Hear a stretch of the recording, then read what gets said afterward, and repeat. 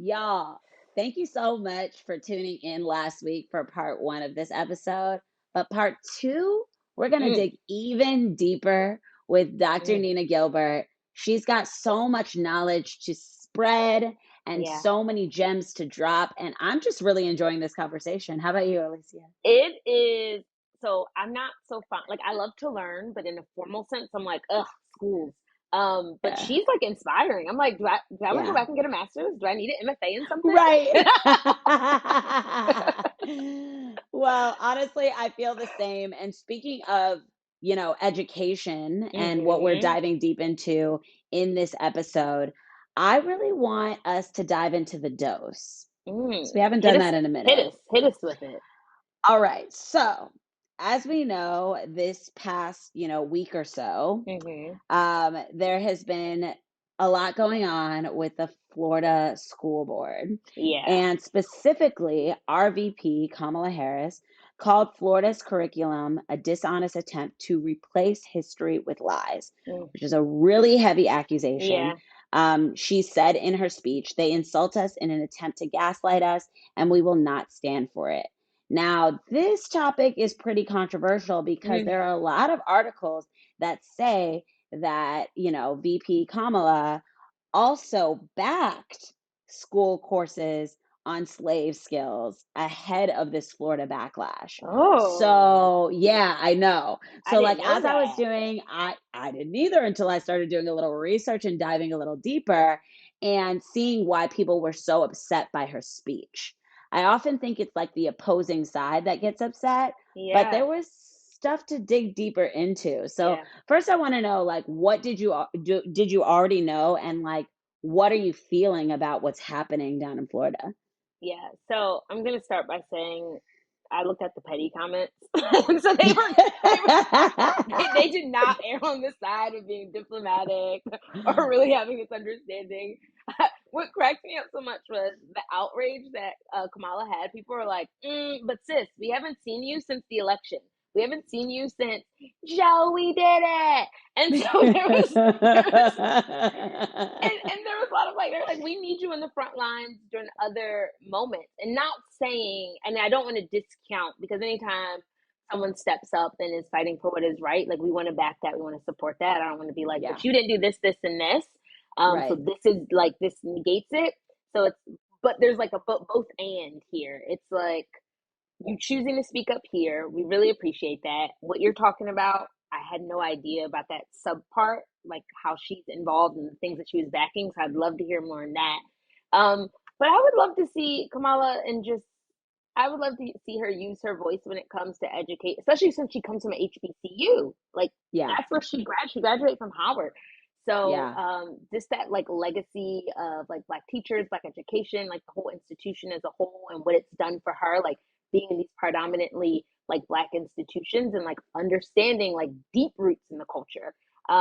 And it's produced our vice president. So there's so much validity to learning and understanding knowledge of self, where we come from, not just in this country, but overall. Um, so I think she's the perfect person to speak on it because we see what that can do when you have that education. I would just yeah. like to see her use her voice in other aspects too. Listen, I definitely agree with you on that.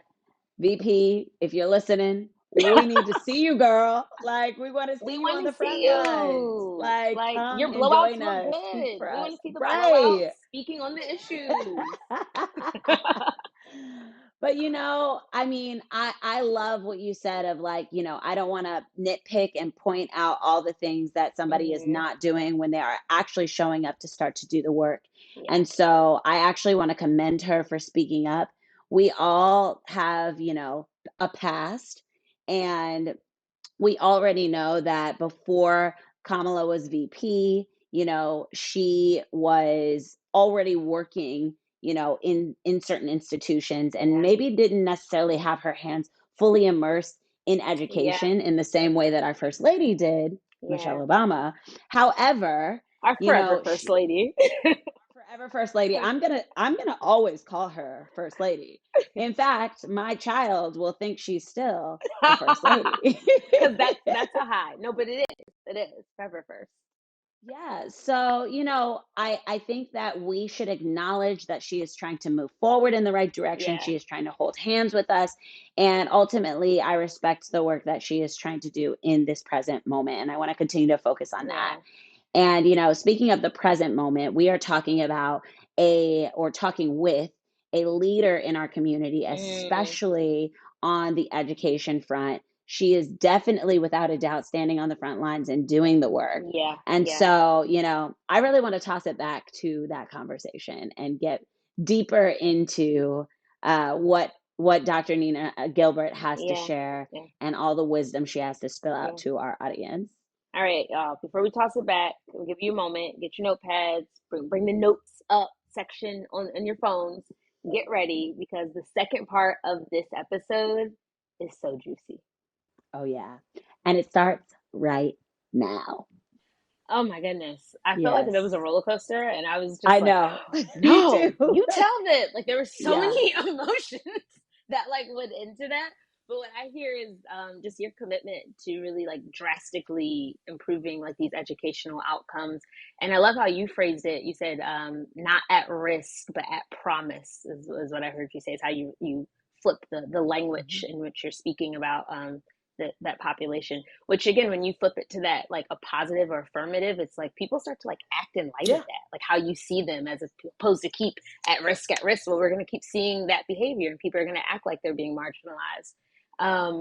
What I think, and also what I'm hearing is there's so much empathy. Like you're such an empath. It's like you saw what was happening. You felt it. Like even like for me growing up, like I didn't, and I speak for Deja too. We were having this conversation. We didn't really see a lot of black and brown teachers. Like I didn't have, and I went to public schools. I grew up in Jersey. I also went to private schools, especially in the private schools. There were none. But like it was few and far between, and so I can just imagine how that young girl felt, where someone's really sitting there, like looking at her, like she sees herself being reflected, like you're showing empathy, concern for what's happening. And then you check her out of school. It's almost unheard of when you think about teacher student like interactions. It almost feels like teachers sometimes are like policing you, and it doesn't feel like there's that I guess when you think about, I would say back in the day, but where there's like family units or like they're extension of your family where they could discipline you. Like I hear my grandma talk about how students could discipline Mm-hmm. her kids, like my mom and things like that, because they were Mm-hmm. figures in the Mm-hmm. community, almost similar to how you're talking about your Mm-hmm. dad. It sounded like he was one of those Mm-hmm. figures in the community. Um, so you took all of this, you created Ivy Prep, right? Can you talk to us a little bit about, because it's a charter school, what the difference is from a charter school than like a regular school? Because I hear there's a lot of politics that go on around charter Yeah. schools, and it seems like it's an amazing thing, but it becomes like a political issue of Democrat, Republican. Oh my God. Open Yeah, open up I'm a little bit eager to about hear that. this. This has to be a series because I can't go into like opening the school without telling you what happened next. Because a charter school, so I can define it, right? A charter school, depending on who you ask, a charter school is a public school. That is a fact. And I think I'm Okay. not sure who the audience is for this, but I want to make sure I educate folks around the difference between an opinion and a fact, right? So facts there's evidence related to it, right? So you can think whatever you want, believe whatever you want, but you can prove a fact, right? A charter school is a public school. There are people who will argue that to their death. And the way you can prove that is find a charter school parent and ask them how much they pay in tuition. And some people who believe that charter schools are not public schools will sometimes sneak their kids into one because they don't want to pay tuition to a private school, right? So charter schools are free. Any charter school that says that there's a tuition cost, they are lying to you and they should be shut down. So charter schools are funded by taxpayer dollars. It costs nothing to attend. The law that allows charter schools to exist, there are certain set of laws that will say, hey, in exchange for your opening or for you to open the school, you have to have a set of accountability metrics and measures, and we will give you a term, and that term is typically 5 years. In 5 years, you have to show that your model produces higher academic outcomes than the districts or the schools that serve the students who, would have gone to those other schools. Your school model will produce higher outcomes in those 5 years, or it closes. In addition to that, you have to also be fiscally responsible. You have to make sure that you manage, a tight budget. You may have to make sure that there's parent satisfaction and that you have consistent enrollment. So the accountability piece for charters, like the standard is incredibly high. And if you could, that's why I said people do this are crazy. So if you can do all of those things and outperform, the district that you're in, anyone can open a charter school. But you have to first be approved by your board, right? So granted, you just heard my story about the board member who felt attacked and the board member who said, go open your own school. Those were the people that have to sign off on this charter school. So, and I always say this, people should not just run off into the sunset and say, I think I'm going to open a school. No, it requires training. It requires research. It requires, having an understanding of, teaching and learning, business and finance, facilities and real estate, law. Like, it requires a lot. I didn't know all of that, but I don't know how this happened, but I was nominated. Google. No, I guess somebody Googled me, right? Because I was invited to participate in a fellowship in Boston. And it required me to leave my family to live in Boston for a year. And I remember saying again, and I use the word crazy a lot. I'm like, that's crazy. I'm not leaving my family. My daughter was fifth grade. My youngest son was middle school. My oldest was high school. I would have to leave my family for a year and go to Boston. And my husband said, you have to go. You have to go. Not going is not an option. And I was like, I can't do that. My mom lived in another city and she was a widow, right? A young widow at that. My father had died just not that, 10 years before that. But yeah, so she moved to this area just to be here to help my husband. So I spent a year in Boston and came back with the charter plan and submitted it to the district. And so here is the plan for this great school that will complement the district. It was an all-girls school, and it doesn't compete with you all. It will complement. And they said, that's so nice, but no, thank you. And they denied the school model. And so they told me that if I could answer some questions, come back next year. And I thought about my little girl. I'm like, no, because my daughter needs a school today, and I'm not coming back next year. So I made the changes and submitted it the next week. And they said no again. So everybody thought that was the end of the story. But I decided to see what options existed. One thing they said is because my school was all girls, it did not comply with law, which was Title IX. And so the connections I made during my fellowship allowed me to secure an attorney who was the co-author to the revisions to Title IX and said that this school model does comply. The district still said no. I appealed to the state. The state allowed me to open the school. Wow. So we opened the school in 2008 we were going to have 150 girls and 450 signed up. So we had to have a lottery. And we chose our first class. And by this time, legislators were looking at this story. I don't know why. It became something of interest to journalists because we were the first. We were the first in the state. This is the same year that the Oprah School opened, right? So people were talking about Oprah School in South Africa. But I started my work on this before I heard about Oprah School. So people would say, oh, you're like Oprah. Oprah inspired you to start this school. No, Malaya Prim inspired me. Brittany Gilbert inspired me. And every other little brown girl inspired me to do this. Yeah. And like Oprah, we both are doing it. So we opened the school and legislators came and said, hey, we want to hear your story. And this story ended up in the Wall Street Journal. It ended up on CNN. I don't know why, But because it got a lot of attention, legislation was passed that allowed me to have full funding. Once we got full funding, the district sued me. They sued the school. I spent a year in court and we won. And they appealed to the Supreme Court.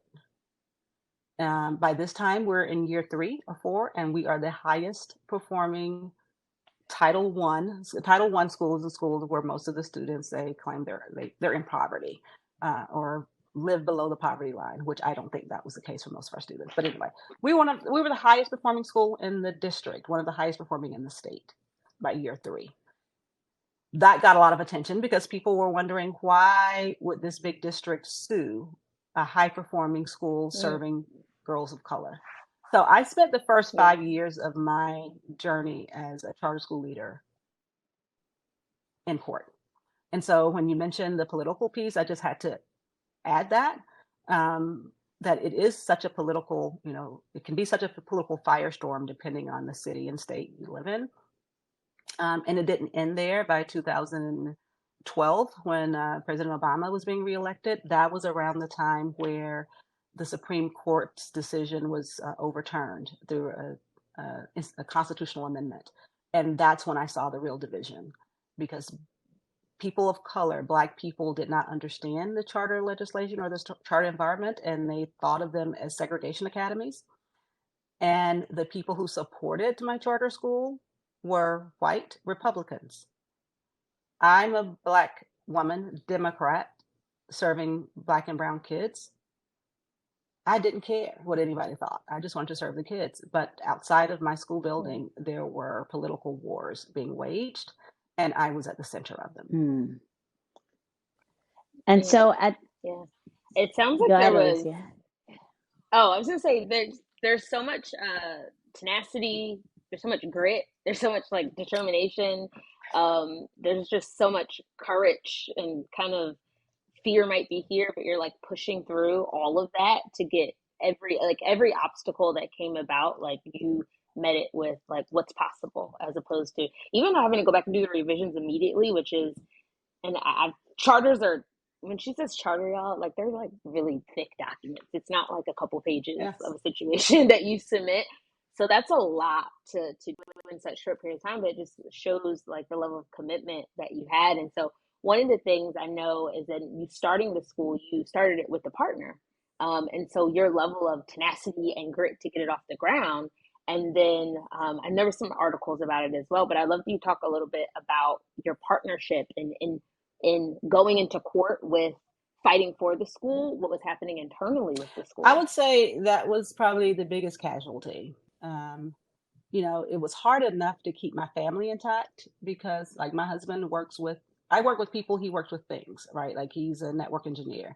And so if he has a problem, he does troubleshooting with his, computer to try to solve them. And coming home after being attacked by, folks from all sides, trying to console me and me trying to explain my day and be a mom and a daughter. And like, it was tough, right? But internally at the school, I relied on people, I trusted people to kind of manage things while I was fighting, and being proud that I had no family casualties, like real family, like my husband and my kids and my mama and my sister and brother and them. Like that was a priority. And then my next priority was like making sure I took care of people's kids, right? And the next priority is making sure that the people who chose to work for me and work with me, that they had a paycheck. That I probably neglected relationships that I had with folks who I consider good friends, or they felt neglected. And so I felt they understood the priorities, right? But what was really happening for real, that neglect of the relationship kind of morphed into something else. And that something else sometimes it felt a little sinister because we lost trust. I think she lost my trust and I lost her trust. And that's something I've healed in some ways, but sometimes I even dream about, like, we laughed about the stupidest, silliest things. there are things that I see and I think of right now that I know that she's the only person who would get it. That Mm. relationship is gone. It's not coming back. I mean, maybe, I mean, God can do all things, but I don't know if it's supposed to come back, right? Like maybe it was for a season. And so, yes, that was a dear friend. Our families were close. We vacationed together. We broke bread together. We cried together. We lost, family members and supported each other. But the one thing the relationship did not survive was building this school. She was probably one of the first, after my husband and my mom, she was probably the third person I talked to about, like, I got to start a school. And she was like, girl, I'm with you. Mm. Like, she was that person. Yeah. I'm with you. Mm-hmm. Um, yeah, that's hard. That's a hard thing. I try to tell people, like, in business, and you bring your people along with you. You got to think about, how much are you willing to invest in the relationship and how much are you willing Yeah. to sacrifice? Yeah. And I think that, Alicia and I were just having a conversation last night, and I'm sure we can both see ourselves, especially in this part of your story. You talk a lot about it being a tough season. And, even thinking about Michelle Obama had that interview with Oprah, and she was talking about her kitchen table and how when she went in to be the first lady, she couldn't necessarily bring everybody with her on that journey. And so, as you speak, of this partnership that you had, that in this moment where it's like, okay, I'm really trying to focus on my marriage, my relationship with my children, my relationship with my students in the school and my staff, and then to have to also juggle something that you thought never had to necessarily be I won't say watered, but like you didn't have to give as Mm, much of your time and attention and energy to in this moment. You Mm-hmm. thought this is something that's already understood. My girls got me on lock. And so I can really relate to that idea of like, jumping into business with someone that you trust and that you deeply care for, and it kind of just exploding in your face. And that is like, a central thing throughout this season and last season that both Alicia and I have touched on. These relationships can be so difficult to navigate, but you're still standing. You definitely, are a product of resilience, but also are a very resilient individual yourself. And, I really think it just shows perseverance that you could push past such a tough and difficult moment in your life and in your career and still be standing here as now the director of excellence at Morehouse College. And that's Mm-hmm. something that before we go, I really, really want to touch on, because I like as soon as I read that on the page, it like popped off. Obviously, when people hear Morehouse, they get so excited. And so, talk to us a little bit about that transition from, creating the school to now being a director of excellence at one of the, most notable schools in the world. Talk to us a little bit about that transition. yeah, and I'll try to make this quick because it's my most recent call to, into the work. I didn't. I didn't know this was going to be a thing. All right. So I was really invited into a meeting. There was no job posting. I was invited to a meeting because the president that is currently serving at Morehouse College, Dr. David A. Thomas, had a vision, like some presidents before him, but he actually had a vision and a commitment to place like institutional resources and priorities and focus on the institutional, the founding institutional mission, which was to um, educate newly freed, formerly enslaved Black boys. 2 years after the end of the Civil War, 1867, is when Morehouse was founded. And its founding purpose and goal was to educate and prepare Black male preachers and teachers. And over the 156 years, several graduates of Morehouse have gone on to serve in the education landscape. But Morehouse had not had a traditional or formal educator prep program. Those students would have to go over to Spelman or Clark to take classes. So while he didn't have a blueprint, he heard about my work and said, we want to reimagine what this should be and can be at Morehouse College, and we heard that you're the person who could do it. And that's really how it started. And I was like, okay, well, let's get it popping. What we doing? I thought I was going to be a consultant, to be honest, because I was in the consulting phase of my life, right? So I was like, okay, so I can work on this project. This is my rate. No, we want you to do this. Like, this is a job, like with a time card. And I was like, oh, so, and that's when I realized, okay, well, this is what I have to do. And then when I started, I realized I had no office, no, like, it literally was like starting my schools from the ground up. And so for the past, so we got started in 2019. That's when I came on board, and we, um, started with a little bit of momentum, and we were planning to have our first big event, March 13th, 2020, and we all know that that's when COVID hit, right? And so I spent with one other young lady who worked for me. We were only a team of two. We spent 2 years of the pandemic just working and building and planning this program. And so today we've gone from 4 students to probably 60 who are majors or in majors or minors in education. And then, I mean, we're well over 150 maybe students who engage with the center and the department in a number of ways.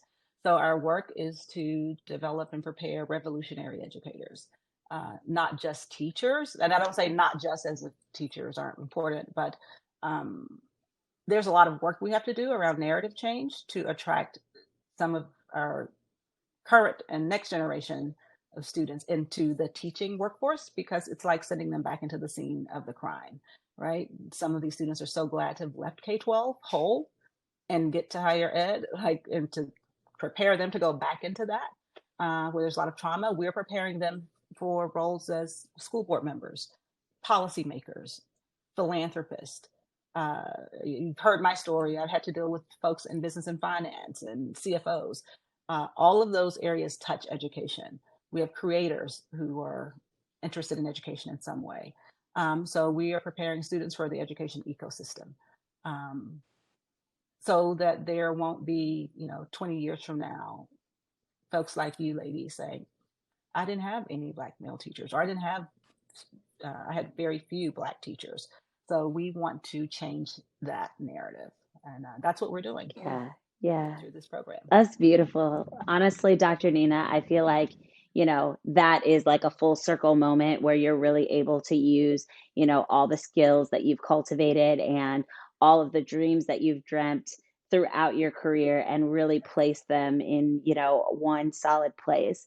And so as we talk about your journey coming full circle and we bring this episode full circle, we want to say thank you so much for Thank showing you. up today, for being a voice for the youth, for all of the amazing work that you've done as an educator, as an administrator, and now a director. Um, and yeah, we've been sitting back and just getting educated ourselves Yeah, throughout for sure.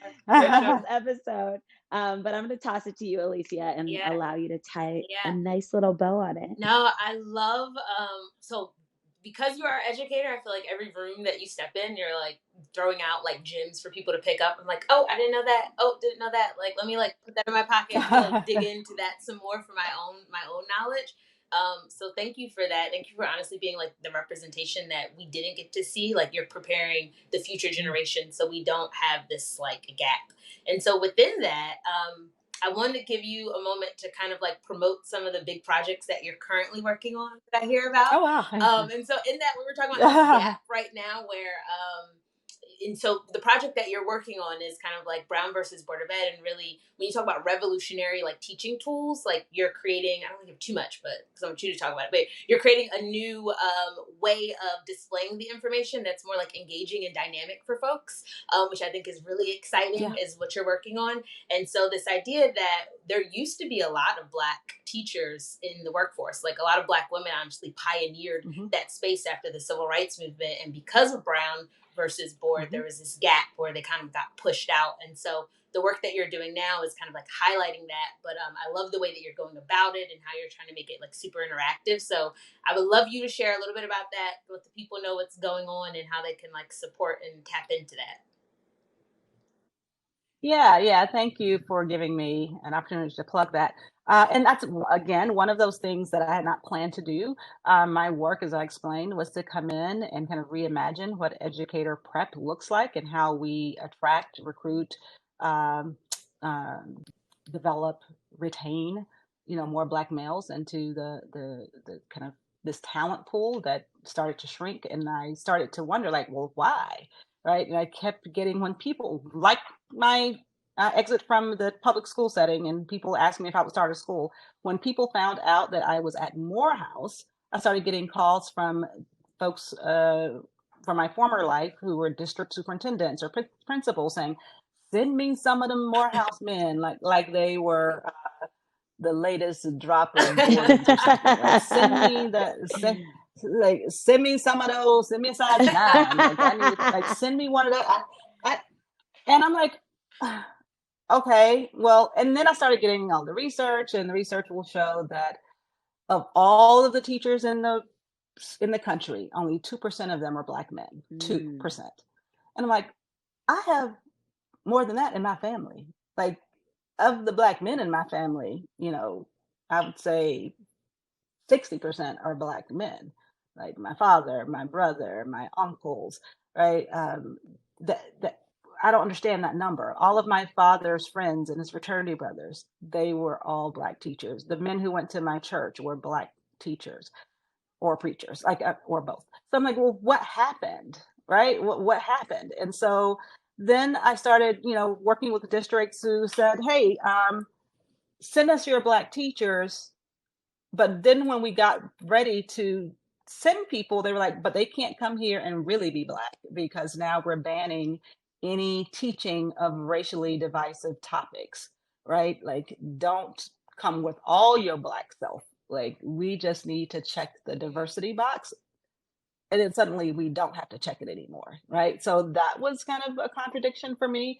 And then I started really thinking, like, how can we be both the solution and the problem at the same time, right? Something is not right. And then I asked my mom, like, what, mom, I'm trying to understand, why don't we have more Black teachers, period? What happened to y'all? Because she and my father were among the first Black teachers to integrate an all white faculty in my hometown. If you had 200 Black teachers at your school and only 8 of you went to the new school, what happened to the others? She was like, I don't know. And then I was upset with her. I'm like, how do you not know what happened to the people you worked with and went to lunch with and had tea with and gossiped with? Like, you never thought, like, what happened to all those people? She goes, well, I think, well, that one died.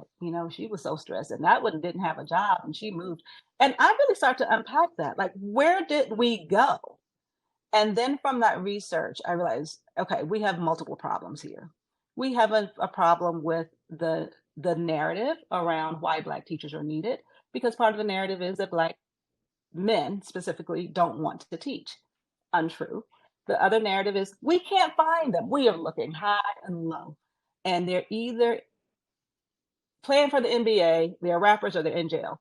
Can't find no teachers. Like, the narratives just don't make sense. And I'm like, well, I work on a campus where 100% of the students are Black males, right? So why aren't they coming to the field? They're not coming to the field because the narratives are what they are. You don't make enough money. It's not a prominent profession anymore. You're underappreciated. And I just left that plantation. I don't want to go back.